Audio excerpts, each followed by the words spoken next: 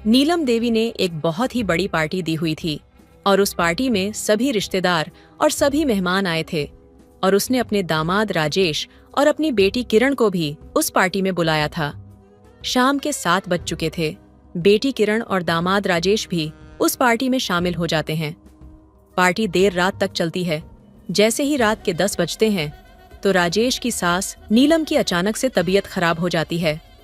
अब जैसे उसकी तबीयत खराब होती है तो नीलम अपनी बेटी किरण को यह कहने लगती है कि जरा अपने पति से कह दो मुझे घर तक छोड़ आए। इसके बाद राजेश अपनी सास को लेकर उसके घर पर आता है और घर पर इसको बिस्तर पर लिटा देता है। जैसे ये जाने लगते हैं तो इसकी सास इसके साथ अश्लील हरकतें करना शुरू कर देती है और ये राजेश वहां पर बहक जाता है और उसके बाद अपनी सास के धीरे धीरे से कपड़े उतारता है। कपड़े उतारने के बाद उसको नग्न कर देता है और नग्न करने के बाद दोनों दरवाजा बंद कर लेते हैं और उसके 2 मिनट के बाद इसकी सास की चिल्लाने की आवाजें शुरू हो जाती हैं। हेलो दोस्तों, आज की इस कहानी में आप सभी का स्वागत है। दोस्तों, कहानी सुनने से पहले आप सभी से रिक्वेस्ट करूंगी कि हमारे चैनल को सब्सक्राइब, लाइक एंड शेयर करें जिन्होंने अभी तक नहीं किया, और कर ली हो तो उसके लिए धन्यवाद। दोस्तों, जल्दी से कहानी आपको सुनाते हैं। आज की सच्ची घटना की शुरुआत होती है राजस्थान के जैसलमेर इलाके से। इस इलाके में एक नीलम नाम की 40 साल की औरत होती है। उसकी एक ही बेटी होती है जिसका नाम किरण होता है। किरण की माँ नीलम पेशे से एक व्यापारी होती है। इसकी एक चूड़ियाँ बनाने की फैक्ट्री होती है और चूड़ियाँ उसमें बनाई जाती है और चूड़ियों को बेचकर काफी मोटा पैसा कमाती है। जैसे ही नीलम की बेटी किरण 22 साल की होती है तो नीलम को अपनी बेटी की शादी की चिंता हो जाती है और इसकी बेटी जो कि 22 साल की हो चुकी थी और पढ़ाई भी पूरी कर चुकी थी और बिजनेस में अपनी माँ के साथ काम करती, और कुछ दिनों के बाद इसकी माँ नीलम इसके लिए एक लड़का देखना शुरू कर देती है और 10 दिन के बाद इसको एक लड़का दिनेश मिल जाता है। अब कुछ दिनों के बाद दिनेश को घर पर बुलाया जाता है। जैसे ही दिनेश नीलम के घर पर पहुंचता है तो नीलम को देखकर हैरान हो जाता है, क्योंकि नीलम देखने में इतनी खूबसूरत होती है। इसके बड़े बड़े चेस्ट होते हैं और इसका गोरा बदन होता है और आज के समय में अपनी बेटी किरण से भी ज्यादा खूबसूरत दिखाई देती है। इसकी बेटी किरण इसके सामने इतनी सुंदर नहीं दिखाई देती है। अब ये राजेश जैसे ही इसके घर में जाता है तो नीलम की तरफ एकटक देखता रहता है। कुछ समय के बाद जब नीलम राजेश को कहती है कि तुम दोनों एक अलग कमरे में जाकर बातचीत कर लो, तो कुछ देर गुजरने के बाद यह राजेश किरण को लेकर अलग से कमरे में चला जाता है और उसके बाद 5 मिनट तक बैठकर बातचीत करते हैं और बातचीत करने के बाद दोनों एक दूसरे को पसंद कर लेते हैं। लेकिन राजेश का मन किरण की माँ नीलम पर ही आ जाता है और कुछ समय के बाद नीलम अपनी बेटी किरण की शादी इस राजेश के साथ कर देती है। जैसे ही राजेश और किरण की शादी की जाती है तो शादी की पहली सुहागरात आती है और जो यह राजेश होता है अपनी पत्नी के कमरे में जाता है और कमरे में जाने के बाद अपनी पत्नी किरण से बातचीत करता है। बातचीत करने के बाद इसके एक एक कपड़े को उतारने लगता है। जैसे ही कपड़े उतारे जाते हैं तो किरण नग्न हालत में होती है और किरण के बड़े बड़े वक्षस्थल और नितंब और गोरे बदन को देखकर उस पर काफी मोहित हो जाता है और उसके बाद यह नीलम के साथ भी अपने शारीरिक संबंध बनाना शुरू कर देता है। शारीरिक संबंध कुछ तरीके से बनाए जाते हैं कि अपनी पत्नी किरण को बड़ी खुश कर देता है और लगभग शादी को 2 महीने का समय बीत जाता है। जैसे ही शादी को 2 महीने का समय बीतता है तो किरण की माँ नीलम का एक फोन आता है और फोन पर अपनी बेटी किरण को कहती है कि हमारे घर पर एक बहुत ही बड़ी पार्टी का आयोजन किया जा रहा है और तुम दोनों को इस पार्टी में आना पड़ेगा। सारे रिश्तेदार, सारे मेहमान भी इस पार्टी में आने वाले हैं।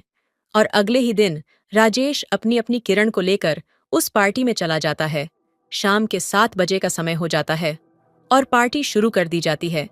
पार्टी में काफी ज्यादा ड्रिंक का भी यूज किया जाता है, जिसके कारण राजेश को भी काफी ज्यादा नशा हो जाता है और किरण की माँ नीलम भी काफी ड्रिंक का यूज करती है, उसको भी नशा हो जाता है। रात के जैसे ही 10 बजते हैं तो 10 बजे के आसपास किरण की माँ नीलम किरण के पास आती है और कहती है कि तुम अपने पति राजेश को मेरे साथ भेज दो और मुझे कुछ थोड़ी यहाँ पर प्रॉब्लम आ रही है। यहाँ पर मुझे कुछ काफी परेशानी आ रही है और मैं घर जाना चाहती हूँ। तुम अपने पति राजेश को भेज दो। राजेश जैसे उसकी बातों को सुनता है तो एकदम से तैयार हो जाता है और अपनी सास नीलम को छोड़ने के लिए अपनी कार निकालता है और कार में अपनी सास नीलम को बिठा लेता है। अब जैसे ही कार घर की तरफ चलती है तो बीच रास्ते में दोनों आपस में बातचीत करते हैं। बातचीत के दौरान इसकी सास नीलम इसको कहने लगती है कि आज की रात तुम मेरे घर पर बिता लेना और सुबह चले जाना, क्योंकि तुम्हें काफी ज्यादा नशा हो चुका है। लेकिन राजेश अपनी सास नीलम को यह कहता है कि मैं तुम्हें घर छोड़ने के बाद पार्टी में फिर से जाऊंगा और वहां से किरण को लेकर सीधे ही घर निकल जाऊंगा। जैसे ही बात करते रहते हैं तो घर आ जाता है और घर के दरवाजे पर कार रोक दी जाती है और दोनों ही उस कार में से उतरकर घर में प्रवेश कर जाते हैं। अब जैसे ही ये कमरे के अंदर जाते हैं तो यह अपनी सास नीलम को वहां पर बिस्तर पर लिटा देता है और जाने लगता है। तभी इसकी सास नीलम इसका हाथ पकड़ लेती है और अपनी तरफ खींच लेती है और इसके बाद राजेश यही चाहता था कि मेरी सास नीलम मुझे कब मौका दे, और इसके बाद यह नीलम के साथ मिलकर अपना शारीरिक संबंध जोड़ने का प्रयास करने लगता है। यह नीलम के कपड़े को उतारता है। कपड़े उतारने के बाद नीलम को नग्न कर देता है और नग्न हालत में आज नीलम बहुत ही सुंदर दिखाई दे रही थी। जैसे ही राजेश उसके गोरे बदन को देखता है, उसके बड़े बड़े नितंब को देखता है, तो एकदम से उत्तेजित हो जाता है और उसके बाद अपनी सास नीलम के साथ अपने शारीरिक संबंध बनाना शुरू कर देता है। शारीरिक संबंध कुछ इस तरीके से बनाता है कि अपनी सास नीलम की चीखें निकाल देता है और 2 घंटे के दौरान यह अपनी सास के साथ कम से कम 2 से 3 बार शारीरिक संबंध बनाता है। और शारीरिक संबंध बनाने के बाद इसकी सास भी बड़ी खुश हो जाती है और उसको खुश करने के बाद राजेश फिर से पार्टी में जाता है। पार्टी में जाने के बाद अपनी पत्नी किरण को लेकर अपने घर पर चला जाता है और इस तरह से कुछ दिन बीत जाते हैं। जैसे 1 हफ्ते का समय बीतता है तो अपनी पत्नी किरण को कहने लगता है कि चलो तुम्हारे घर पर चलते हैं और तुम्हारी माँ से भी मिल लेंगे।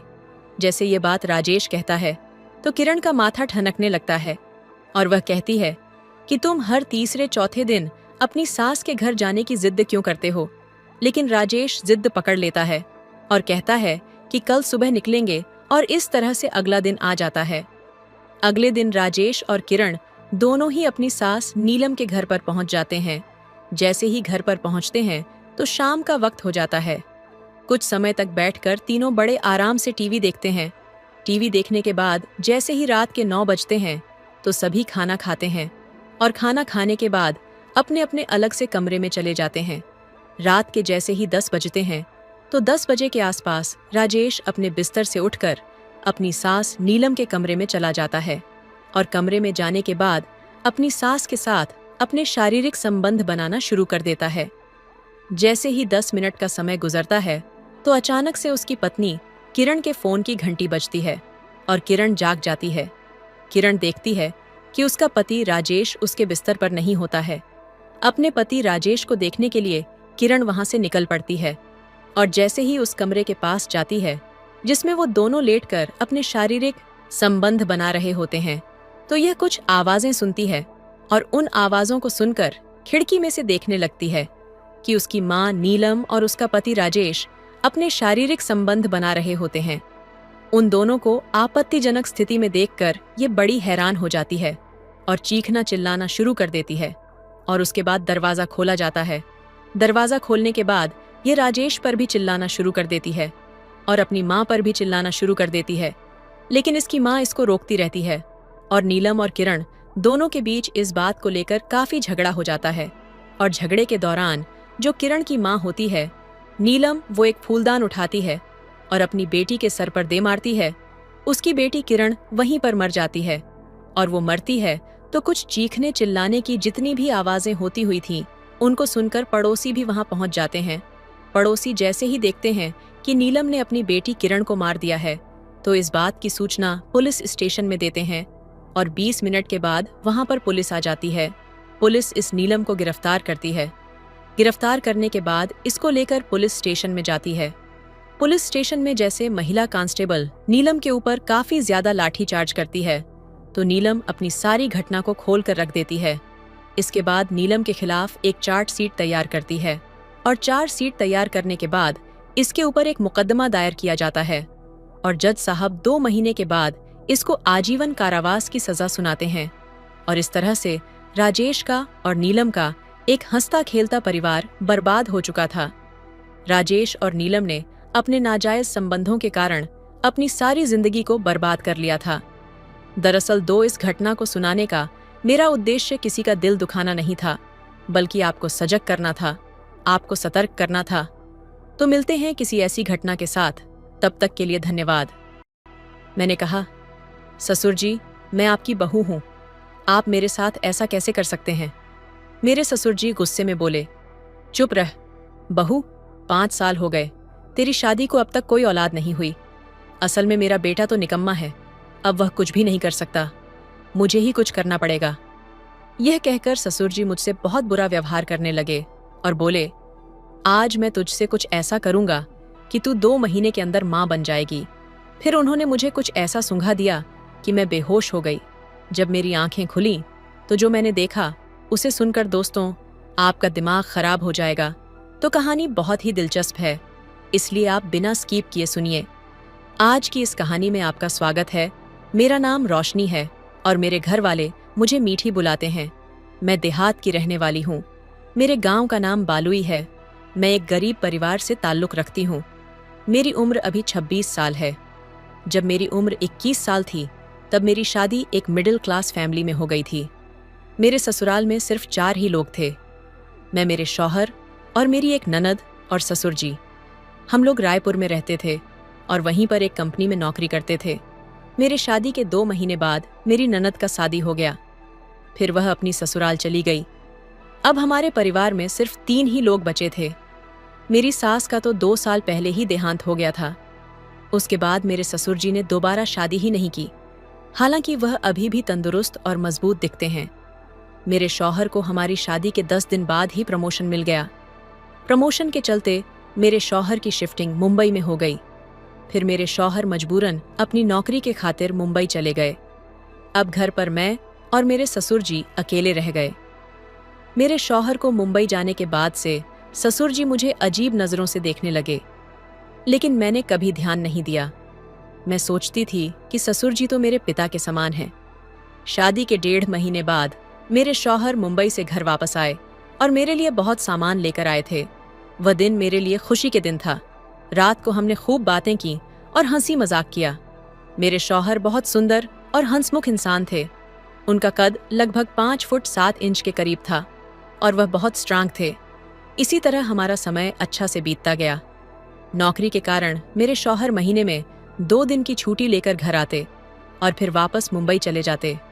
ऐसे ही करते करते 5 साल बीत गए, लेकिन अब तक हमारी कोई औलाद नहीं हुई। अब हम इस वजह से चिंता में रहने लगे।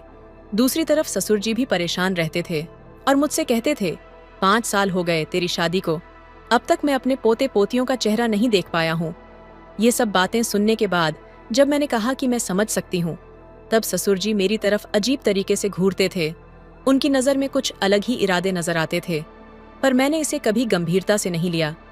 मुझे लगता था कि वह बस ऐसे ही देख रहे हैं। पिछले 5 साल बीत गए और उन्होंने कभी मुझसे कोई बुरा व्यवहार नहीं किया था, इसलिए मैं भी निश्चिंत थी। फिर एक दिन मेरे शौहर मुंबई से घर आए। रात के करीब 11 बजे थे। तब मैं उनसे पूछी कि मैं कब तुम्हारे बच्चे की मां बनूंगी। यह मैसेज पढ़कर ऐसा लगा जैसे आसमान टूटकर मेरे सिर पर गिर गया हो। मैंने तुरंत मैसेज के ऊपर वाले हिस्से को देखा और वहां लिखा था, मेरी जान, मुझे पता है कि तुम्हारी शादी हो चुकी है और तुम्हारे कोई बच्चे नहीं है। मुझे पता है कि तुम बच्चे के लिए पागल हो, लेकिन डॉक्टर ने कहा कि समस्या तुम्हारी पत्नी में है, तुम में नहीं। क्या तुम मुझसे शादी करके बच्चा नहीं दे सकते? मैसेज पढ़कर मेरा दिल टूट गया। मैं समझ नहीं पा रही थी कि क्या करूं।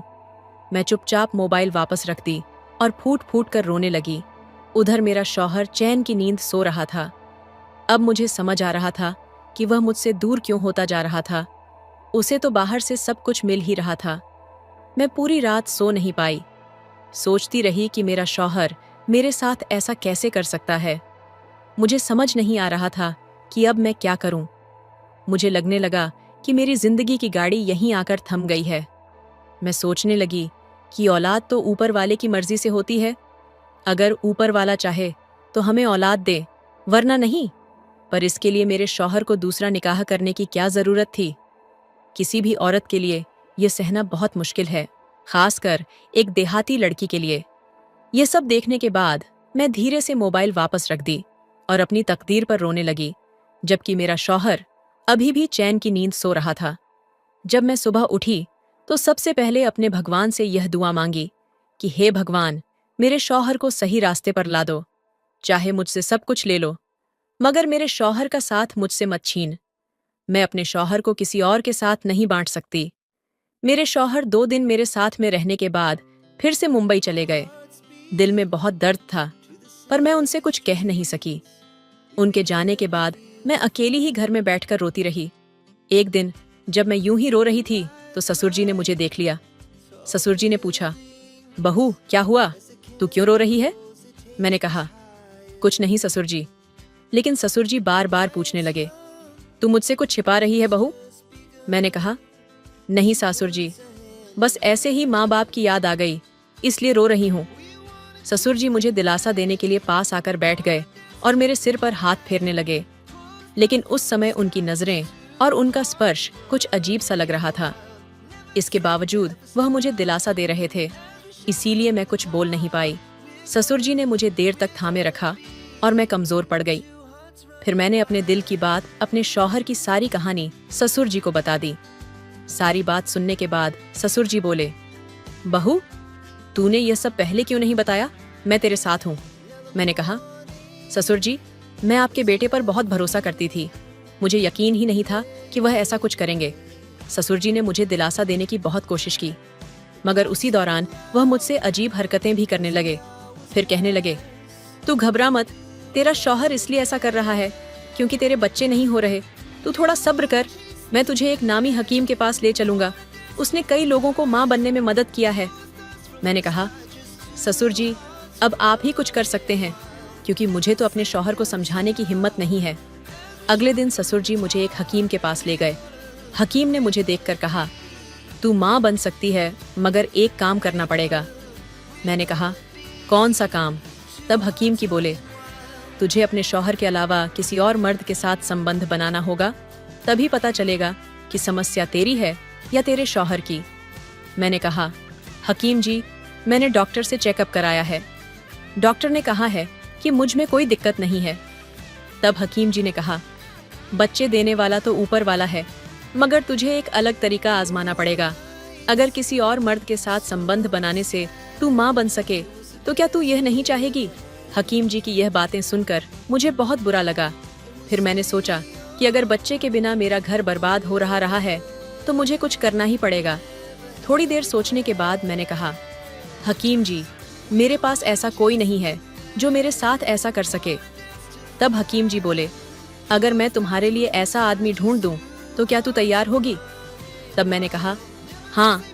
तभी तुरंत हकीम जी ने मेरे ससुर जी की तरफ इशारा करके कहा, यह जो तेरे पास बैठे हैं, तेरे ससुर जी, उनकी बात सुनकर तो मेरी दुनिया ही हिल गई। हकीम जी ने मुझसे कहा, रोशनी, तुम्हें शायद अपने ससुर जी के बारे में ज्यादा जानकारी नहीं है। वह मेरे बहुत पुराने दोस्त हैं और मेरे पास अक्सर आते रहते हैं। अगर किसी औरत को बच्चा नहीं होता तो मैं तुम्हारे ससुर जी की मदद लेता हूँ।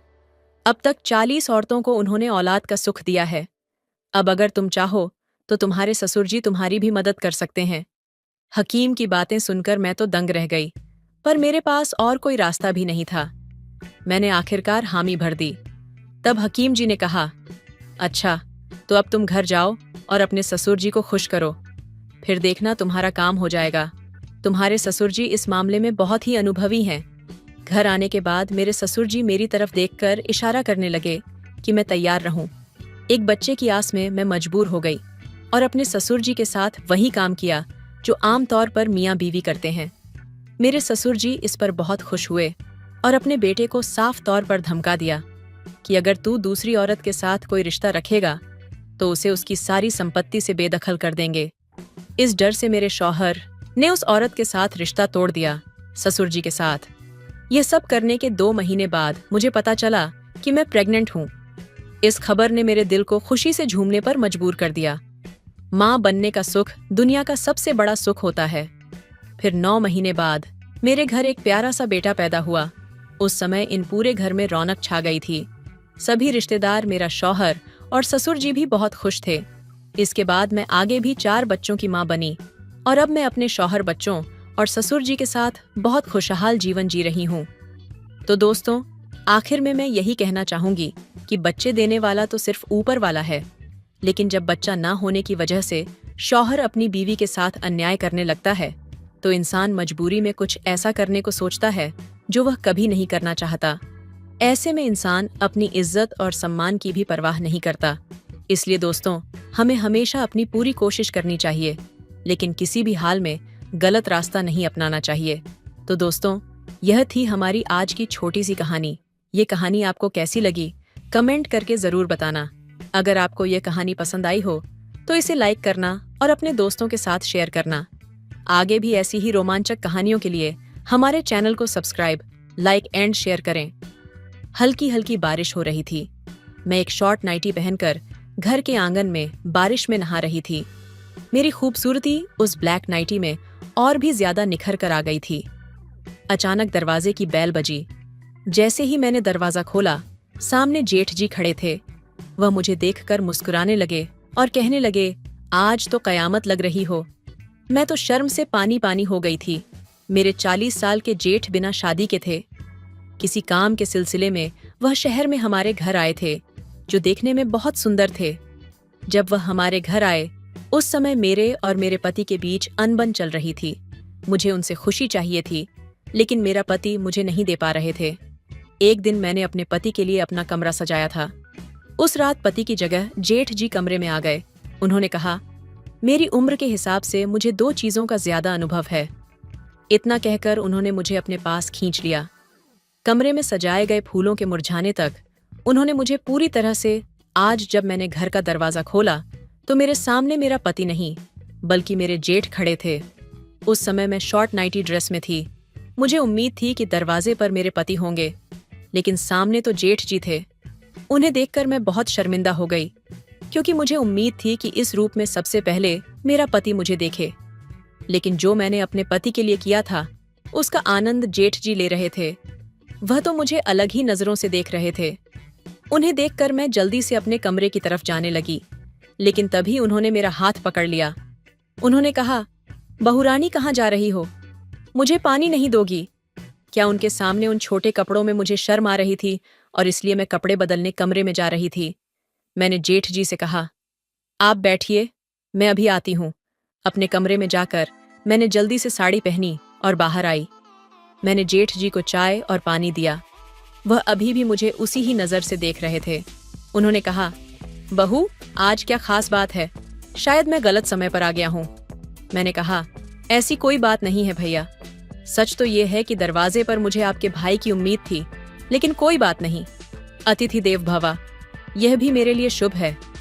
अब उन्होंने सब कुछ देख ही लिया था, तो उन्हें घर की बातें बताने में कोई हर्ज नहीं था। मैंने उन्हें बताया कि आज मैंने आपके भाई के लिए एक छोटा सा सरप्राइज रखा था। उनके काम की वजह से उन्हें समय नहीं मिल पाता। हम दोनों यहाँ अकेले रहते हुए भी एक दूसरे को ठीक से टाइम नहीं दे पाते हैं। इसलिए आज कुछ अलग करने के लिए मैंने उनके लिए सरप्राइज प्लान किया था। पति पत्नी के बीच की रुचि बनी रहे, इसीलिए बीच बीच में कुछ सरप्राइज प्लान करना चाहिए। ये मैंने कल ही इंटरनेट पर देखा था और आज मैंने इसे आजमाने की कोशिश की। लेकिन देखो ना, तुम्हारा भाई समय पर आया ही नहीं। मैं अपने जेठ जी से बात कर रही थी कि अचानक मेरा पति राजेश घर आ गया। उसे देखकर मुझे बहुत गुस्सा आया था। उसने मुझसे पहले ही वादा किया था कि वह 2 घंटे पहले घर आ जाएगा, लेकिन वह 2 घंटे देर से घर आया था। अगर वह समय पर घर होता तो भैया को दरवाजे से ही वापस भेज सकता था। घर आते ही भैया को देखकर उसने उन्हें गले लगा लिया। उसने तो मेरी ओर देखा भी नहीं। देखता भी कैसे? उसे पता था कि मैं गुस्से में लाल हो गई थी। उन दोनों को अकेला छोड़कर मैं किचन में चली गई। उनकी बातें मेरे कानों में पड़ी। तब मुझे समझ में आया कि भैया अब 1 महीने के लिए हमारे घर में रुकने वाले थे। मेरे जेठ जी मेरे पति के मामा के बेटे थे। वह मेरे पति से उम्र में बड़े थे। उन दोनों की बातें चल रही थीं और मैं किचन में खाना बनाने लगी। रात को जल्दी खाना निपट गई। कमरे में जाते ही मेरा पारा चढ़ गया था, क्योंकि जो बेड मैंने प्यार के 2 पल बिताने के लिए सजाया था, उस बिस्तर पर मेरा पति जोर जोर से खर्राटे ले रहा था। सजे हुए बिस्तर को देखकर क्या उसे इतना भी समझ नहीं आया कि मैंने बिस्तर क्यों सजाया है? उसे बीवी से ज्यादा नींद क्यों प्यारी थी? उस समय मैं गुस्से में बिल्कुल अपने कमरे में ना जाकर बाहर हॉल में आकर बैठ गई। हॉल में बैठकर मैं खुद से ही बड़बड़ा रही थी और मुझे जेठ जी का भी ध्यान नहीं था। कुछ समय पहले ही जेठ जी मेरी बगल में आकर बैठ गए थे। उनकी ओर भी मेरा ध्यान नहीं गया। जब जेठ जी ने मेरा हाथ पकड़ा तो मैं एकदम से चौंक गई थी, क्योंकि पहले ही मैं अपने विचारों में डूबी हुई थी। जेठ जी के अचानक आ जाने से मैं डर गई थी। मुझे इस तरह चौंका हुआ देखकर वह बोले, क्या हुआ? तुम यहाँ अकेली बैठकर क्यों बड़बड़ा रही हो? तब मैं उनका हाथ पकड़कर सीधा अपने कमरे की ओर ले गई। वहां मैंने उन्हें वह सजाया हुआ बिस्तर दिखाया। जेठ जी बोले, अरे, तुमने बिस्तर बहुत अच्छी तरह सजाया है। शायद उन्हें समझ नहीं आया कि मैं उन्हें क्या दिखाना चाह रही थी। मैं गुस्से में उस कमरे से बाहर आ गई। मैंने उनसे कहा, जेठ जी, मैं आपको सिर्फ सजाया हुआ बिस्तर नहीं दिखा रही थी। मैं गुस्से में क्यों हूं? लगता है आपको समझ में नहीं आया। तब जेठ जी बोले, तुम्हारे चेहरे से मुझे सब कुछ समझ में आ गया है। यकीनन तुम वह बिस्तर तुमने राजेश के साथ प्यार भरे पल बिताने के लिए सजाया था, लेकिन राजेश अब वहां जोर जोर से खर्राटे मार रहा है। जेठ जी बोले, सच में तुम्हारी पसंद गलत निकली? राजेश बिल्कुल भी रोमांटिक नहीं है। शायद उसे तुम्हारी भावनाओं की कदर नहीं है। तुम्हारी जैसी रोमांटिक लड़की को मेरे जैसा रोमांटिक पति चाहिए था। लेकिन देखो, किस्मत का खेल, राजेश का भाग्य अच्छा है कि उसे तुम्हारी जैसी सुंदर और आकर्षक लड़की मिली है। जेठ जी ने मेरी सुंदरता की तारीफ की। यह सुनकर मैं पल भर के लिए अपना सारा गुस्सा भूल गई। मेरे चेहरे पर मुस्कान आ गई। कई महीनों से मैंने राजेश के मुंह से अपनी सुंदरता के बारे में एक भी शब्द नहीं सुना था। पता नहीं उसे क्या हो गया था। आदमी को काम में व्यस्त रहना चाहिए, लेकिन काम के अलावा भी घर में पत्नी होती है। उसे यह ध्यान रखना चाहिए कि उसका खुद का परिवार भी है। बात करते करते मैंने जेठ जी के साथ बहुत सारी बातें कर ली थीं। तब जेठ जी ने मेरे कंधे पर हाथ रखा। उन्होंने कहा, तुम चिंता मत करो, अब मैं हूं ना। तुम जो भी चाहती हो वह मुझसे शेयर कर सकती हो। मैं तुम्हारे लिए समय निकाल लूंगा। मैं राजेश को भी समझा दूंगा। जेठ जी से बात करके मुझे बहुत अच्छा लगा। मेरा मन हल्का हो गया तो मैं अपने कमरे में चली गई। अब मैं राजेश की ओर पीठ करके सो गई थी। अगले दिन रोज की तरह राजेश टिफिन लेकर अपने काम पर निकल गया था। जेठ जी अभी भी घर पर ही थे। उन्होंने कहा कि उन्हें दोपहर 2 बजे ऑफिस में जाना है। जेठ जी 40 साल के थे, लेकिन यह मानना पड़ेगा कि वह बहुत हैंडसम थे। उन्होंने अपने शरीर को भी एकदम से फिट कर रखा था। उस दिन जेठ जी नहाकर बाहर आए। वह केवल तौलियां लपेटे हुए हाल में आए थे। उन्हें देखकर मैं शर्मा गई। जेठ जी 40 साल के होने के बावजूद भी उन्होंने खुद को अच्छी तरह से मेंटेन किया हुआ था। वह मेरे सामने बिना शर्ट के खड़े थे। वह सिर्फ तौलियां लपेटकर सीधे किचन में आ गए थे। उन्हें ऐसा देखकर मैंने अपनी आंखें बंद कर लीं। मुझे शर्माता हुआ देखकर वह वहां से चले गए। कुछ देर बाद वह पूरे कपड़े पहनकर आए। कल जब वह घर आए थे तो थोड़ी ही देर में मुझे उनसे भी बोर यश हो गई थी, लेकिन अब वह मेरे साथ घर में थे तो मुझे घर भरा हुआ लग रहा था। ऐसा लग रहा था कि कोई अपना मेरे आसपास है। उस दिन जेठ जी ने ऑफिस जाने से पहले मुझे एक आइडिया दिया। उन्होंने मुझे कैंडल लाइट डिनर का आइडिया बताया। वह बोले, भाभी, कल मैंने जल्दी आकर तुम्हारा प्लान खराब कर दिया था। आज रात मैं थोड़ी देर से घर आऊंगा। अगर जरूरी हुआ तो मैं बाहर ही खाना खा लूंगा। तुम अपने पति के साथ समय बिता सकती हो। मैं तुम दोनों को डिस्टर्ब नहीं करूंगा। जेठ जी ने मुझे कैंडल लाइट डिनर का आइडिया समझाया था। मुझे डिनर को रोमांटिक बनाने का तरीका अच्छी तरह से पता था। उसी वक्त मैंने राजेश को फोन किया। शायद वह काम में व्यस्त था, क्योंकि उसने मेरा फोन नहीं उठाया। मैंने उसे एक मैसेज किया। मैसेज देखकर मुझे लगा कि वे जल्दी घर आ जाएगा, इसलिए मैंने शाम को अच्छी तैयारी की थी। शाम हो गई, लेकिन राजेश ने पूरे दिन में मेरा कोई कॉल नहीं उठाया। उसने मेरे मैसेज का जवाब सिर्फ ओके दिया था। इससे मुझे समझ में आ गया था कि आज वह जल्दी घर आ जाएंगे। वह जल्दी घर आया। यह देखकर मैं खुश हो गई कि वह मेरे लिए जल्दी आए हैं, लेकिन आते ही राजेश मुझे थोड़ा थका हुआ लग रहा था। मैंने उसके साथ डिनर किया, लेकिन बाकी चीजों के लिए मैं उसे फोर्स नहीं कर सकी, क्योंकि वह पहले ही मुझे थका हुआ लग रहा था। और वैसे भी वह मेरा ही पति है। उनसे जबरदस्ती करना या किसी भी चीज की जल्दबाजी करने की कोई जरूरत नहीं थी। आज का दिन राजेश के साथ समय बिताने का आखिरी दिन नहीं था, इसलिए उसे थका हुआ देखकर मैंने उसे कुछ नहीं कहा। मैंने उसे शांतिपूर्वक कमरे में सोने दिया। उसके सो जाने के बाद मैं किचन साफ कर रही थी। मुझे इतनी जल्दी नींद नहीं आ रही थी। किचन का काम निपटाकर मैं बैठकर टीवी देख रही थी। रात के 11 बजने वाले थे। जेठ जी अभी घर नहीं आए थे। मैंने उन्हें फोन करने का सोचा, तभी घर का दरवाजा खुला और वह अंदर आ गए। मैंने उन्हें खाने के लिए पूछा, लेकिन उन्होंने कहा कि वह खाना खाकर आए हैं। 2 मिनट मुझसे बात करके वह अपने कमरे में चले गए। उसके बाद मैं भी अपने कमरे में जाकर सो गई। ऐसे ही दिन बीतने लगे। जेठ जी का ऑफिस का समय दोपहर 12 बजे से शायद 7 बजे तक का था। वह सुबह से काम में मेरी मदद करते थे। जिस तरह से मेरी मदद करते थे, वैसे ही मदद मेरे पति ने कभी नहीं की थी। जेठ जी के साथ जो भी लड़की शादी करेगी, वह बहुत किस्मत वाली होगी। ऐसा कहने में कोई हर्ज नहीं था, क्योंकि वह हर चीज में बिल्कुल परफेक्ट थे। उस दिन रात को मैं हमारे कमरे में राजेश के कपड़े देख रही थी। उसके कुछ शर्ट में धोने के लिए निकाल रही थी। तब मुझे उसकी पैंट की जेब से दिल्ली का टिकट मिला। मैंने उनसे पूछा, यह तुम्हारा कौन सा महत्वपूर्ण टिकट है? तब उसने कहा, हाँ, कुछ दिनों के लिए मुझे दिल्ली जाना है। ऑफिस से मुझे यह टिकट मिला। ऑफिस में पार्टी का आयोजन किया गया है, उसके लिए मैं दिल्ली जा रहा हूँ। पार्टी की बात सुनकर मुझे लगा कि राजेश मुझे भी साथ लेकर जाएंगे। मैंने उनसे कहा, अच्छा पार्टी है, तो फिर हमें कब निकलना है? तब उसने कहा, हमें यह तुम क्या कह रही हो? मैंने कहा, राजेश पार्टी के लिए तुम मुझे भी साथ ले चलो ना। राजेश बोला, पूजा पार्टी ऑफिस के कर्मचारियों के लिए है, वहां परिवार का कोई काम नहीं है, इसीलिए मैं तुम्हें नहीं ले जा सकता। सपना देखना बंद करो, पार्टी के लिए मैं ऑफिस के दोस्तों के साथ अकेला जा रहा हूँ। यह कहकर राजेश ने पल भर में मेरी खुशियों को कम कर दिया था। अगले दिन राजेश दिल्ली के लिए निकल गया। वह 3 दिनों के लिए दिल्ली गया था। उसने कहा कि पार्टी 1 दिन की है, लेकिन उसके बाद 2 दिन दिल्ली के ऑफिस में उसका कुछ काम है। उसके जाने के बाद जेठ जी के साथ मैं घर में अकेली थी। उसी दौरान जेठ जी के ऑफिस में भी पार्टी थी। जेठ जी मुझे अपने साथ अपने ऑफिस की पार्टी में ले गए। एक तरफ मेरा पति था, जो मुझे अपने साथ कहीं ले जाने के लिए तैयार नहीं था। दूसरी तरफ मेरे जेठ जी थे, मेरे सभी इच्छाएं पूरी कर रहे थे। खुद मुझे अपने ऑफिस की पार्टी में ले गए थे। उस पार्टी में वह मुझे इस तरह से अपने साथ घुमा रहे थे जैसे मैं उनकी प्रेमिका हूं। पार्टी शुरू होने से पहले वहां अवार्ड फंक्शन था। जेठ जी को बेस्ट परफॉर्मेंस का अवार्ड मिला था। अवार्ड स्वीकारते समय भी वह मुझे अपने साथ स्टेज पर ले गए थे। वह मुझे हर छोटी चीज में प्राथमिकता दे रहे थे।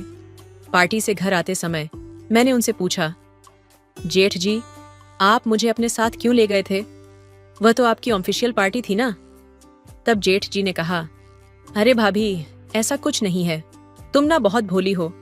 वह पार्टी सिर्फ कर्मचारियों के लिए नहीं होती, असल में हमें अपने परिवार को भी साथ ले जाना चाहिए। पार्टी में आने से पहले बताया जाता है कि परिवार के सदस्यों के लिए भी तो पार्टी होती है। जेठ जी ने मेरे सवाल का जवाब बहुत अच्छे से समझा दिया था। उस रात घर जाकर जब मैं अपने कमरे में कपड़े बदल रही थी, तो मेरे ड्रेस का पीछे का हुक नहीं खुल रहा था। राजेश भी घर पर नहीं था। मुझे समझ नहीं आ रहा था कि किससे मदद लूं। मैं खुद खोलने की कोशिश करने लगी, तब अचानक जेठ जी मेरे कमरे में आ गए। मुझे इस तरह परेशान देखकर वह मेरे पास आए। वह बोले, भाभी, मैं अपना प्रॉब्लम लेकर यहाँ आया था, लेकिन तुम ही यहाँ मुश्किल में लग रही हो। मैंने उनसे मदद नहीं मांगी थी, फिर भी उन्होंने आगे आकर मुझे हाथों से मेरे ड्रेस का हुक खोल दिया। उसके बाद वह कमरे से बाहर चले गए। थोड़ी देर बाद मैं कपड़े बदलकर बाहर आ गई। मैंने उनसे पूछा, जेठ जी, बताइए क्या प्रॉब्लम हुई है? तब वह बोले, भाभी, एक तो गर्मी बहुत बढ़ गई है और इसी बीच मेरे कमरे का एसी भी बंद हो गया है। रात भर मैं एसी के बिना कैसे सोऊंगा? अब सोने का क्या करें? ये तुम ही बताओ। हमारे घर में सिर्फ 2 ही एसी थे, एक हमारे कमरे में और एक गेस्ट रूम में। जेठ जी गेस्ट रूम में सोते थे। अब उन्हें नींद नहीं आएगी। ये सुनकर मुझे उन्हें अपने कमरे में सोने के लिए कहना पड़ा। उस रात जेठ जी मेरे कमरे में मेरे बेड पर सोए थे। राजेश की जगह आज उन्होंने ले ली थी। रात भर मुझे नींद नहीं आई। मुझे बहुत अनकंफर्टेबल महसूस हो रहा था। कुछ ही दिनों से भैया मुझे अपने साथ इतना कंफर्टेबल बना देंगे, ये मुझे अंदाजा नहीं था। ऐसे ही अगले दिन जेठ जी की छुट्टी थी। घर का राशन भी खत्म हो गया था। मुझे खरीदने के लिए बाहर जाना था। राजेश बाहर जाने से पहले मुझे पैसे देकर नहीं गया था। जब मैंने खाना बनाने का सोचा तो राशन में एक चीज थी तो दूसरी खत्म हो गई थी। मेरे पास भी कुछ पैसे नहीं बचे थे। मैंने राजेश को फोन करना शुरू किया। तभी जेठ जी ने मुझे रोक दिया। उन्होंने कहा, भाभी, अब मैं भी इस घर का सदस्य हूँ। इस महीने का राशन मैं भर दूंगा। आज दोपहर का खाना हम बाहर ही करेंगे। मैंने जेठ जी को सहमति दी। फिर तैयार होकर कुछ समय बाद हम बाहर जाने लगे। सबसे पहले जेठ जी मुझे होटल में खाने के लिए लेकर गए। खाना खाकर हम मॉल में खरीदारी करने के लिए गए। मॉल में जो भी चीज मुझे पसंद आई जेठ जी ने मुझे दिला दी। राशन के अलावा मैंने अपने लिए बहुत सारी खरीदारी की थी और सारे पैसे जेठ जी ने चुकाए थे। राजेश तो हमेशा मेरे पीछे चिल्लाता था। राशन के अलावा एक भी चीज अगर मैंने ज्यादा ली तो वह तुरंत मेरे पीछे खर्चे का रोना रोने लगता था। लेकिन जेठ जी ने मुझे एक शब्द भी नहीं कहा था। मुझे जो जो चाहिए था उन्होंने वह दिला दिया था। उनके व्यवहार से कभी कभी ऐसा लगता था जैसे वह मेरा दिल जीतने की कोशिश कर रहे हों। उस दिन रात को मैंने मॉल से खरीदा हुआ नाइटी ड्रेस पहना हुआ था। मुझे उस ड्रेस में देखकर जेठ जी मेरी तरफ देखते ही रह गए। उन्होंने कहा, भाभी, तुम तो बहुत सुंदर लग रही हो। उस रात भी वह मेरे साथ ही मेरे कमरे में सोए थे। आधी रात को अनजाने में मैंने उनकी तरफ खिसक कर अपने गले लगा लिया था। सुबह जब मेरी आंख खुली तो मैं उनके बेहद करीब थी। मैं तुरंत जेठ जी से दूर हो गई। उठकर मैं अपने काम में लग गई। आज भी जेठ जी ने छुट्टी ली थी। सुबह नाश्ता करने के बाद किचन में बर्तन साफ करने लगी। तभी अचानक जेठ जी मेरे पीछे आ गए। मेरे हाथ में साबुन का झाग था। जेठ जी ने अचानक मेरे पेट में चुटकी काटी। उनके स्पर्श से मैं कांप गई थी। तभी मेरा संतुलन बिगड़ गया और मैं जेठ जी के ऊपर गिर गई। किचन में हम दोनों एक दूसरे के बेहद करीब थे। मेरे हाथ का झाग जेठ जी के चेहरे पर लग गया था। यह देखकर मैं ठहाके लगाने लगी थी। मुझे हंसता हुआ देख जेठ जी मुझे प्रेम भरी नजरों से देखने लगे। उनकी नजरों में भी बहुत प्यार था। वह कुछ बोल नहीं पा रहे थे। यह देखकर मैंने हंसना बंद कर दिया। उनसे दूर होते ही मैंने उनसे पूछा, आपने क्यों चुटकी काटी? तब उन्होंने कहा, भाभी, मैंने तुम्हारे पेट पर लाल चींटी देखी थी, उसे ही हटा रहा था। बात करते करते जेठ जी ने मेरा हाथ का झाग अपने चेहरे पर लगा दिया। फिर हमारी मस्ती शुरू हो गई। मस्ती करते करते उन्होंने मुझे पीछे से जोर से गले लगा लिया। धीरे धीरे वह अपनी मर्यादा भूलने लगे। हमारे बीच कुछ गलत होने से पहले हम दोनों एक दूसरे से दूर हो गए। उस दिन पूरा दिन मेरे दिमाग में जेठ जी का ख्याल चलता रहा। वह मेरे बहुत करीब आ गए थे। उनकी आंखों में मुझे अपने लिए प्यार दिख रहा था। वैसे भी राजेश मुझे नजरअंदाज करता था। घर में मौजूद दूसरा आदमी तो कम से कम मेरी देखभाल और परवाह कर रहा था। भाई साहब को क्या चाहिए था? मुझे अब समझ आ गया था। पिछले कुछ दिनों से राजेश से जिस सुख की उम्मीद लगाए बैठी थी, वो सुख शायद मुझे जेठ जी से मिलने वाला था। जेठ जी राजेश से उम्र में बड़े थे। राजेश से ज्यादा स्मार्ट और दिखने में भी अच्छे थे। निश्चय ही वह दो बातें अच्छे से जानते होंगे कि किसी औरत को कैसे खुश रखना होगा। रात को भी राजेश के घर आने की संभावना थी, लेकिन वह रात को 9 बजे घर आ गया। सोने से पहले मैंने दूसरा नाइटी ड्रेस पहना था। राजेश ने वह ड्रेस मेरे ऊपर देखा। फौरन मुझसे पूछा, 2 दिन में यह ड्रेस कहाँ से आई? मैंने उसे यह नहीं बताया था कि वह ड्रेस जेठ जी ने मुझे दिलाया है। मैंने कहा, मेरे पास थोड़े पैसे थे, उनसे मैंने ड्रेस खरीद लिया। राजेश मुझे शक भरी नजरों से देखने लगा, लेकिन अब मुझे उसकी नजरों की ओर उसकी जरा भी परवाह नहीं थी, क्योंकि जिस व्यक्ति को अपनी पत्नी की परवाह नहीं है, उस व्यक्ति के बारे में मैं सोचकर क्या कर सकती हूँ।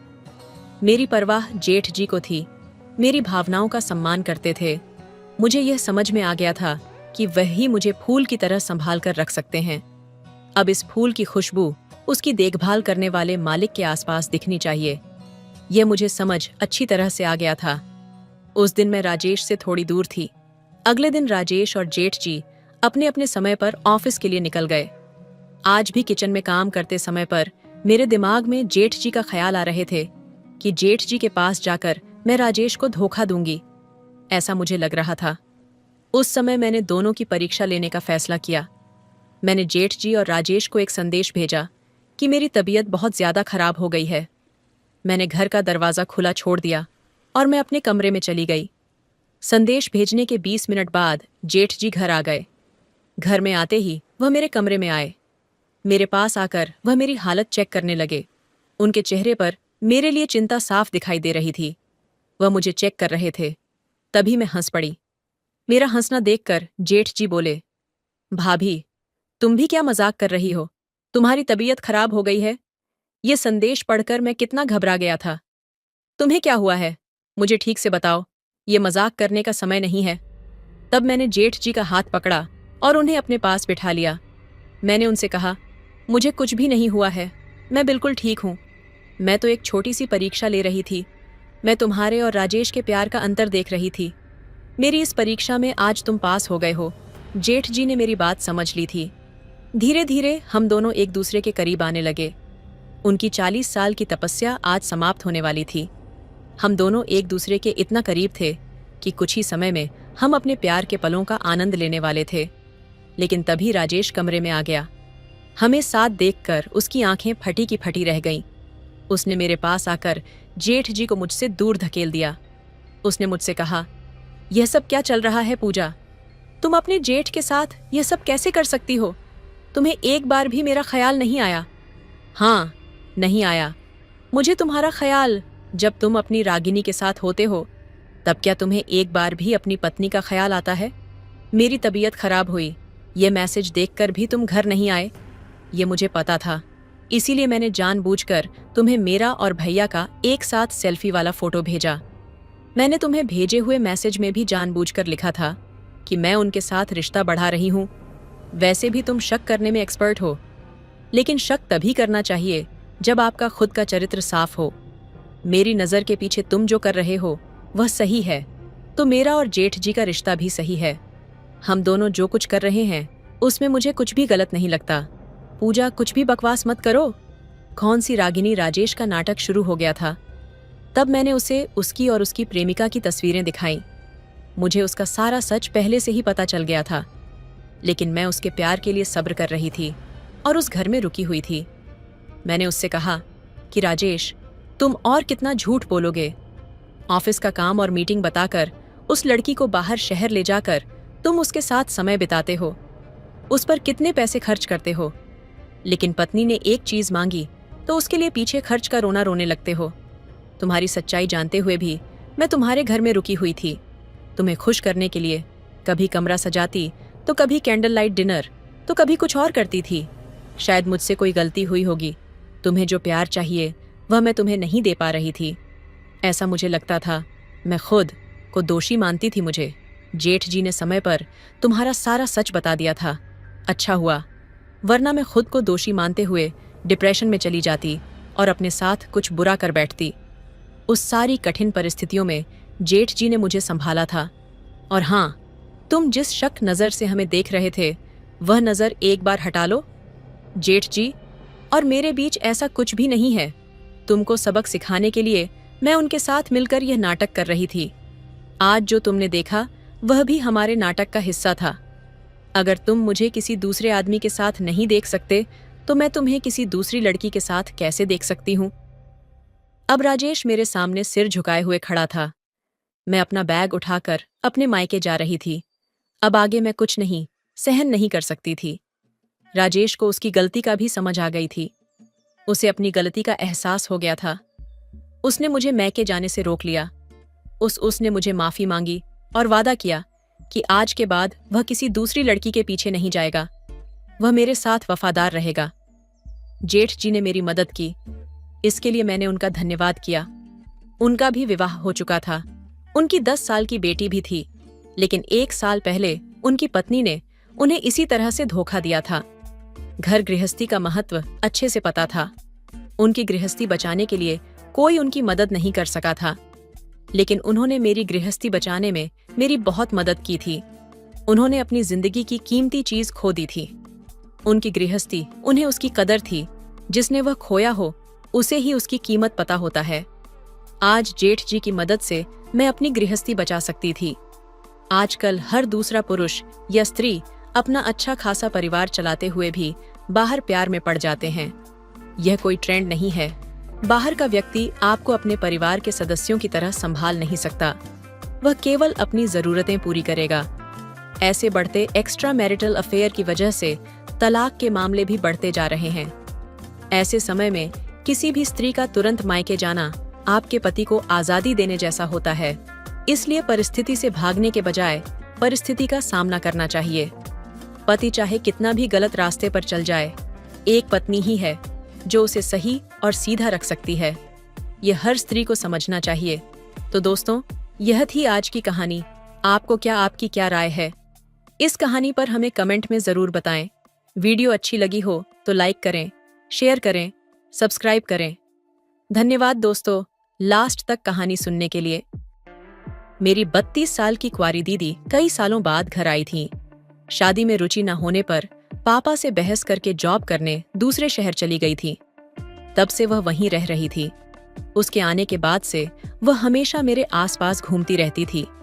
एक दिन जब मम्मी पापा घर पर नहीं थे, मैंने गलती से जीन्स की चैन को गलत जगह पर फंसा लिया। तब दीदी मेरी मदद के लिए आई, लेकिन उसके बाद उसका अजीब तरह से मुझे अनचाहे जगहों पर छूना शुरू हो गया। वह बोली, तुम अभी 17 साल के हो, फिर भी तुम्हारा यह इतना बड़ा है, तुम तो बहुत बड़े हो गए हो। ऐसा बड़बड़ाते हुए दीदी ने मेरा पैंट के अंदर का नजारा देखकर वह खुश हो गई। हेलो दोस्तों, आज की इस कहानी में आप सभी का स्वागत है। दोस्तों, कहानी सुनने से पहले आप सभी से रिक्वेस्ट करूंगी कि हमारे चैनल को सब्सक्राइब, लाइक एंड शेयर करें, जिन्होंने अभी तक नहीं किया, और कर ली हो तो उसके लिए धन्यवाद। दोस्तों, जल्दी से कहानी आपको सुनाते हैं। इस कहानी में मैं एक लड़के का रोल निभा रही हूँ। मेरा नाम रोहित है और मैं 10वीं में पढ़ता हूँ। मेरी दीदी कई सालों बाद हमारे घर आई थी। वह 22 साल की थी और अभी तक उसकी शादी नहीं हुई थी। मेरे मम्मी पापा दोनों जॉब करते थे। दोपहर को स्कूल से घर आने के बाद मेरी देखभाल करने के लिए घर पर कोई नहीं होता था, इसलिए पापा ने दीदी को हमारे घर बुला लिया था। मुझे देखते ही दीदी ने मुझे गले लगा लिया। उसने कहा, रोहित, तू तो बहुत जल्दी बड़ा हो गया है। दीदी को घर आने के बाद से वह मेरे कमरे में ही रहती थी। मैं भी खुशी खुशी अपना कमरा उसके साथ शेयर कर रहा था। दोपहर को जब मैं स्कूल से घर आता तो मेरे हाथ से बैग लेने से लेकर खाना खिलाने तक मेरी सारी देखभाल दीदी ही करती थी। मैं अब 17 साल का हो गया था और 10वीं में पढ़ता था। दीदी को घर बुलाने का एक और अहम कारण था। करीब 1 महीने पहले मुझे थायराइड का पता चला था। इतनी कम उम्र में ही मुझे थायराइड के कारण एंटी थायराइड इंजेक्शन लेनी पड़ रही थी। जो एंटी थायराइड देने के लिए घर पर एक मेल नर्स आया करता था। जैसे फीमेल होती हैं, वैसे ही मेल नर्स भी होते हैं। वह लड़का हर दिन दोपहर में मुझे इंजेक्शन देने के लिए आता था। देखते देखते दीदी को घर आए कई दिन हो गए थे। मेरे स्कूल जाने से लेकर मेरे पढ़ाई तक की पूरी जिम्मेदारी दीदी ही उठा रही थी। एक रात अचानक मेरी नींद खुल गई। मेरी नींद अचानक खुलने का कारण था मेरे शरीर पर घूमता हुआ हाथ। दीदी अचानक मेरे शरीर पर हाथ फेरने लगी थी। मुझे शरीर पर किसी का हाथ फेरना बिल्कुल पसंद नहीं था। मुझे लगा यह सब दीदी से गलती से हो रहा है। लेकिन धीरे धीरे दीदी की कुछ ऐसी चीजें मेरे सामने आने लगीं जो मुझे बिल्कुल पसंद नहीं थीं। उस दिन मैंने पहली बार उसका वह अजीब व्यवहार देखा था, इसलिए मैंने उससे कुछ नहीं कहा। लेकिन अगले दिन भी दीदी ने फिर से वैसा ही कुछ किया। लगातार 2 दिन तक दीदी के इस अजीब व्यवहार को सहने के बाद मैंने तय किया कि अब मैं उससे इस बारे में बात करूंगा। अगले दिन जब मैं दोपहर में स्कूल से घर आया और खाना खाते समय मैंने उससे सवाल किया। तब मैंने कहा, डैडी, पिछले 2 दिन से रात को सोते समय तुम मेरे शरीर पर हाथ क्यों फेरती हो? क्या तुम्हें कोई बुरा सपना आता है? जैसे ही मैंने दीदी से यह सवाल किया, उसके चेहरे के हाव भाव बदल गए थे। उसने कहा, शायद मुझे कुछ सपने आते होंगे। सपने में गलती से मेरा हाथ तुम्हारे शरीर पर आ गया होगा। तब मैंने दीदी की बातों पर विश्वास कर लिया, परंतु इसके पीछे की सच्चाई कुछ और ही थी। उसी रात सोने के कुछ समय बाद ही मेरी नींद खुल गई। सोने से पहले मैंने प्यास लगने के कारण 2 गिलास पानी पिया था और इसी कारण मेरी आधी रात में ही नींद टूट गई थी। मैं उठा और देखा कि दीदी मेरे पास नहीं थी। मुझे लगा कि वह बाथरूम में होगी, लेकिन वह कमरे के बाथरूम में भी नहीं थी। तब मैंने उठकर दीदी को ढूंढने की सोचा। फिर मैं कमरे से बाहर निकलकर चारों ओर नजर दौड़ाया। तब दीदी मुझे मम्मी पापा के कमरे के बाहर दिखी। वह मम्मी पापा के कमरे में झांक रही थी। वह वहां क्यों झांक रही थी, ये मुझे भी समझ में नहीं आ रहा था। तब मैंने दीदी की ओर जाने की सोचा, पर तभी वह मेरे कमरे की ओर पलट गई। अगर मुझे दीदी देख लेती तो उसे लगता कि मैं उसका पीछा कर रहा हूँ, इसलिए दीदी के मुझे देखने से पहले ही मैं अपनी जगह वापस जाकर सो गया। कुछ ही देर में दीदी भी कमरे में आई। आते ही वह अपनी जगह सो गई और उसका वही अजीब व्यवहार फिर से शुरू हो गया। वह फिर से मेरे शरीर पर हाथ फेरने लगी। दीदी ऐसा अजीब व्यवहार क्यों कर रही थी, ये मुझे समझ नहीं आ रहा था। पर एक बात मुझे जरूर समझ में आई थी कि वह मम्मी पापा के कमरे में कुछ देखती है और फिर मेरे शरीर पर हाथ फेरती है। दीदी आखिर मम्मी पापा के कमरे में क्यों झांकती है, ये जानने की मेरी इच्छा बढ़ रही थी। अगले दिन दोपहर में घर पर मैं और दीदी ही थे। दीदी मेरा पढ़ाई करवा रही थी। जब वह मेरा पढ़ाई करवा रही थी तो मैंने उसे सहजता से सवाल किया, दीदी तुम इतनी सुंदर हो, फिर भी तुम्हारी शादी क्यों नहीं हुई? इस पर उसने कहा, पहले मुझे लगता था कि शादी एक बहुत तनावपूर्ण रिश्ता होता है, क्यों बेवजह उसमें फंसना, पर अब धीरे धीरे मुझे शादी की ज़रूरत महसूस होने लगी है। लेकिन अब मेरी उम्र इतनी हो गई है कि मेरे उम्र का जोड़ीदार मिलना थोड़ा मुश्किल है। दीदी के जवाब पर मैंने फिर से उससे कोई और सवाल नहीं किया। तब चुपचाप मैं पढ़ाई करने लगा। कुछ ही देर बाद इंजेक्शन देने वाले ब्रदर मुझे इंजेक्शन देने के लिए घर आया। इंजेक्शन लेने के बाद मैं थोड़ी देर के लिए सो गया। जब मैं सोकर उठा तो उठते ही मुझे तेज भूख लग गई थी। मुझे मैगी खाने की इच्छा हो रही थी, इसलिए मैंने दीदी से मेरे लिए मैगी बनाने को कहा। उस समय दीदी मम्मी के कमरे में थी। जब मैं उस कमरे के पास गया तो मुझे दीदी वहां कुछ अलग ही रूप में दिखी। अभी अभी नहाकर बाहर आई थी। वह खुद को शीशे में ऐसे निहार रही थी जैसे वह 18 साल की लड़की हो। दीदी का खुद को निहारना अब कब खत्म होगा, इसकी प्रतीक्षा करते हुए मैं कमरे के बाहर खड़ा था। लेकिन वह तो खुद को हीरोइन समझकर और भी अदा बिखेर रही थी। इधर मेरी भूख भी कंट्रोल नहीं हो रही थी। आखिरकार मैं दीदी के कमरे में चला गया। मुझे देखते ही दीदी थोड़ी शर्मा गई। उस समय वह वैसे ही मेरे सामने खड़ी थी और मुझसे बातें करने लगी। दीदी उस वक्त नहाने के बाद गाउन पहने हुए थी। मुझे देखते ही उसने कहा, उठ गए रोहित तुम? अच्छा, अब आ ही गए हो तो बताओ मैं कैसी लग रही हूँ? मुझे भूख लगी थी इसलिए मैं वहां गया था, लेकिन दीदी तो मेरे मुंह से अपनी तारीफ सुनने में व्यस्त हो गई थी। तभी उसने मेरा हाथ पकड़कर मुझे आईने के सामने ले गई। एक हाथ मेरे गले में डालकर वह मेरे पीछे खड़ी हो गई। उसने कहा, रोहित तुम्हें क्या लगता है, क्या मुझे अभी भी शादी करनी चाहिए? दीदी के इस सवाल पर मैं क्या जवाब दूं, समझ नहीं पा रहा था। मैंने उससे कहा, दीदी शादी करना तुम्हारा निजी फैसला है, इस पर मैं कुछ नहीं कह सकता। मैं तो यहाँ इसीलिए आया था क्योंकि मुझे बहुत जोर से भूख लगी है। क्या तुम मेरे लिए मैगी बना सकती हो? मेरी बात सुनकर दीदी हंस पड़ी। उसने कहा, मैंने तो तुम्हें बड़ा समझा था, लेकिन तुम अब भी बच्चों की तरह व्यवहार कर रहे हो। कोई बात नहीं, अब तुम्हें समझदार बनाने की जिम्मेदारी मेरी है। ठीक है, तुम यहाँ रुको, मैं तैयार होकर आती हूँ। उस समय मैं उस कमरे से बाहर आ गया। कुछ ही देर में उसने मुझे मैगी बना के दी। उसी रात मैंने तय कर लिया था कि मैं मम्मी पापा के कमरे में झांकूं, क्योंकि मुझे जानना था कि दीदी वहां क्यों जाती है। रात में सोने के बाद कुछ ही देर में मैंने अपनी आंखें खोली। उस समय मैं जानबूझकर बड़बड़ा रहा था, पानी कहाँ है? प्यास लगी है, लेकिन कमरे में पानी नजर नहीं आ रहा था, इसलिए अब मुझे किचन में जाकर ही पानी पीना पड़ेगा। मैं यह सब जानबूझकर बड़बड़ा रहा था ताकि दीदी को लगे कि मैं सचमुच पानी पीने जा रहा हूं, क्योंकि मुझे अच्छी तरह पता था कि वह भी जाग रही है। फिर मैं कमरे से बाहर निकला। फिर पानी पीने किचन न जाकर मैं मम्मी पास के कमरे के बाहर गया। दरवाजा थोड़ा खुला था और जब मैंने अंदर झांका तो मम्मी पापा एक दूसरे के साथ दिखे। पापा ने मम्मी को प्यार से पास में खींच लिया था। वह दृश्य देखकर कुछ बातें मेरे समझ में आ गईं। मुझे जो समझना था वह मैं समझ चुका था। फिर मैं चुपचाप अपने कमरे में वापस आ गया।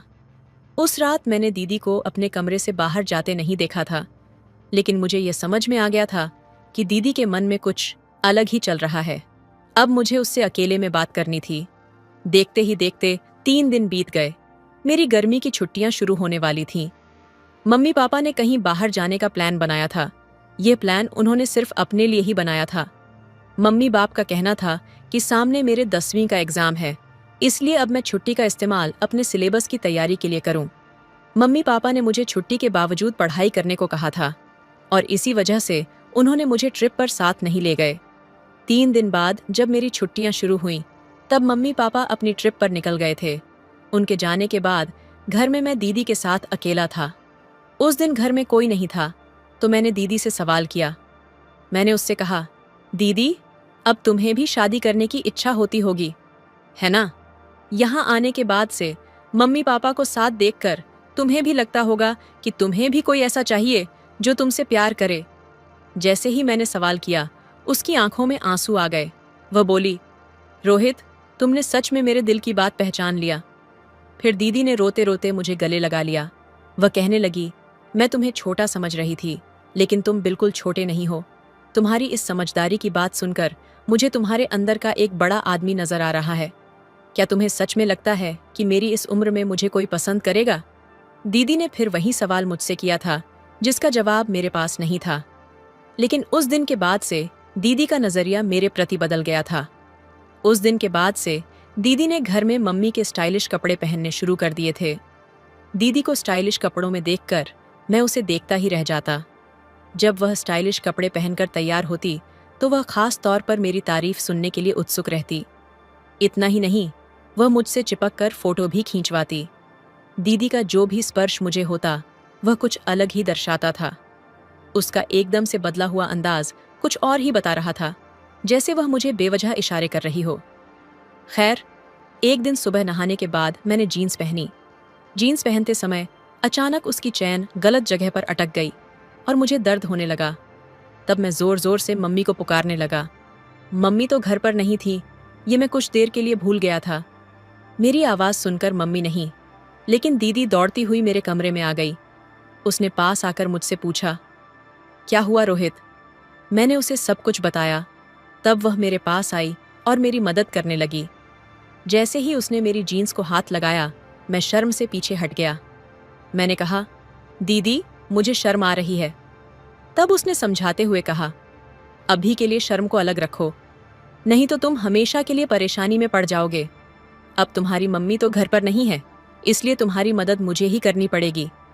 तब मैंने अपनी आंखें कसकर बंद कर ली और उसे मेरी मदद करने दी, क्योंकि उसके अलावा मेरे पास कोई और विकल्प नहीं था। कुछ ही देर में उसने मुझे मेरी परेशानी से राहत दिला दी, लेकिन उसके बाद से दीदी की नज़र मुझ पर बदल गई। जब उसने मेरी मदद की तो अनजाने में उसका स्पर्श गलत जगह हो गया था। मेरी मदद करने के बाद वह मुझे एक अलग नज़र से देखने लगी थी। उसने कहा, रोहित, मैं तो तुम्हें इतने दिनों से सामान्य समझ रही थी, लेकिन तुम तो 17 साल की उम्र में ही बहुत बड़े हो गए हो दीदी। जो कुछ भी कह रही थी मैं सब समझ रहा था। उस समय मेरे चेहरे पर खुद ब खुद मुस्कान आ गई। उस दिन के बाद दीदी ने कहा, आज से जब तक मम्मी घर नहीं आती मैं तुम्हें नहला दिया करूंगी। मैंने उसे मना कर दिया क्योंकि मैं बहुत ही शर्मीला था। मेरे इनकार पर दीदी ने कहा, ठीक है, तुम खुद ही नहाया करो, लेकिन नहाने के बाद तैयार करने की जिम्मेदारी मेरी होगी। आज तुमने जो गड़बड़ की थी उससे बहुत बड़ा समस्या उत्पन्न हो सकता था। आज के बाद मैं तुम्हें तैयार करूंगी। उसके बाद मैंने भी सहमति जताई। उस दिन हमेशा की तरह दोपहर में नर्स मुझे इंजेक्शन देने घर आया। इंजेक्शन लेने के बाद उस दिन मैं रोज की तरह सोया नहीं था, बल्कि उठकर कमरे से बाहर चला गया। हॉल में आते ही मैंने टीवी चालू कर दिया। टीवी की आवाज़ सुनकर दीदी मम्मी के कमरे से बाहर आई। शायद वह मम्मी के कमरे में आराम कर रही थी। दोपहर में जिस तरह से दीदी तैयार हुई थी उसका मचलना कुछ अलग ही था। खैर, आज भी दीदी ने छोटे कपड़े पहने थे। उसने कहा, रोहित, मैंने खास तुम्हारे लिए पानी पूरी बनाई है, रुको, मैं किचन से लेकर आती हूँ। किचन में जाते समय उसने टीवी बंद कर दिया और पानी पूरी लाने के लिए किचन में चली गई। वह मुझे हॉल में भी पानी पूरी खिला सकती थी, लेकिन उसने ऐसा नहीं किया। वह मुझे मेरे कमरे में लेकर गई और मुझे बिस्तर पर बैठाकर अपने हाथों से पानी पूरी खिलाने लगी। पानी पूरी खाते समय दीदी बार बार मेरे बालों पर हाथ फेर रही थी। वह कह रही थी, तुम बहुत समझदार हो गए हो, अब तो तुम बड़े भी हो गए हो। तब दीदी के परफ्यूम की खुशबू मेरे कमरे में चारों ओर फैली हुई थी। वह बात कर रही थी और मुझे धीरे धीरे नींद आने लगी। कुछ देर में मैं गहरी नींद में सो गया। जब मैं नींद से जागा तो मुझे चक्कर जैसा महसूस हो रहा था।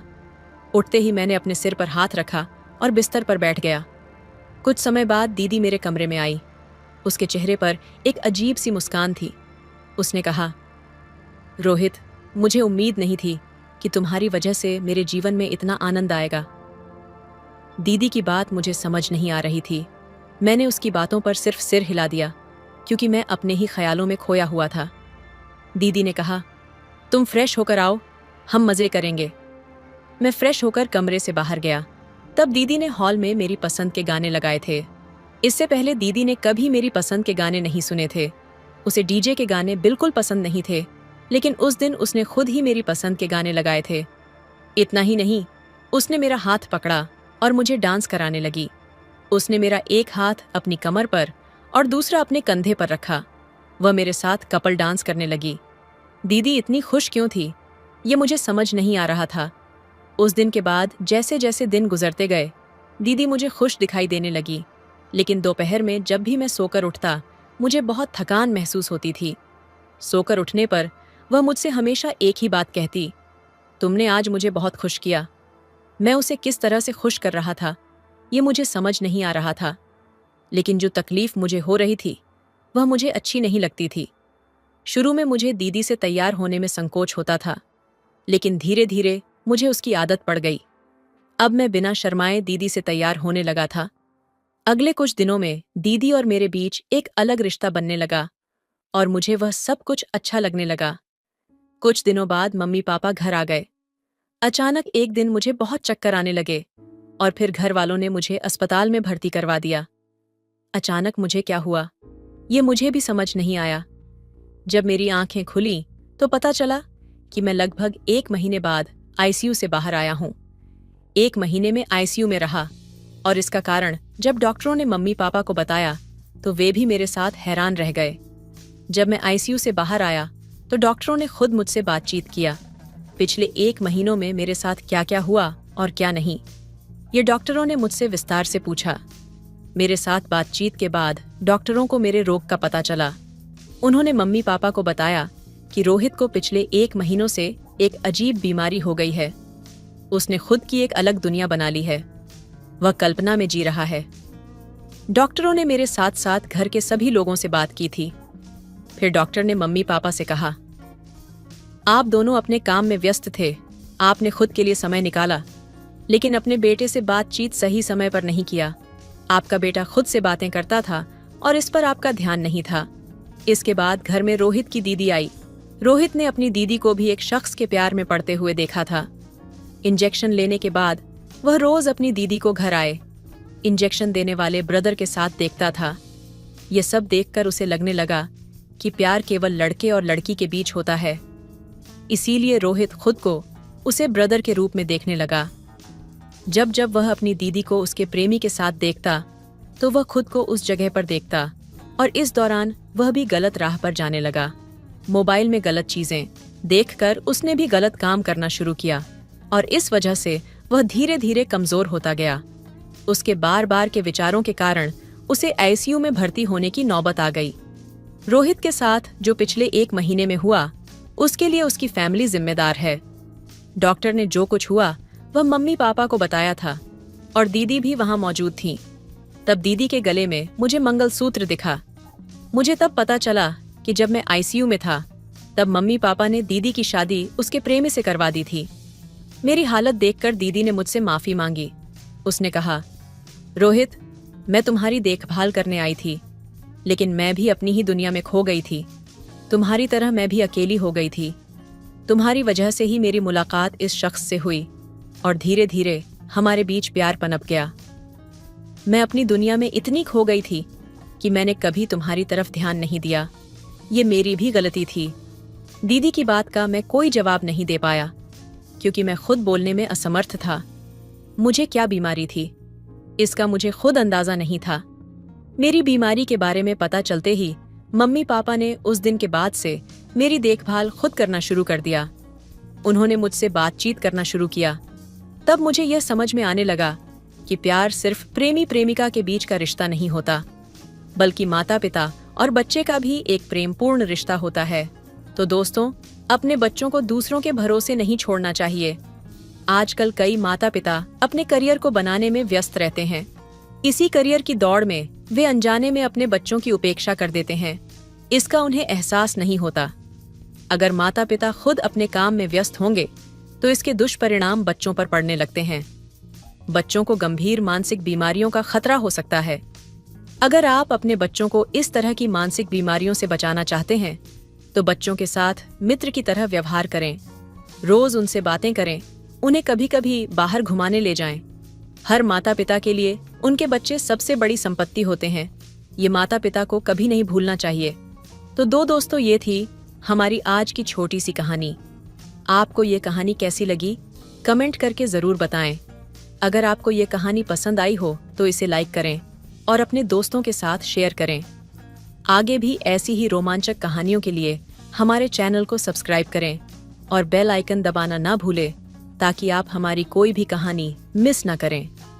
धन्यवाद।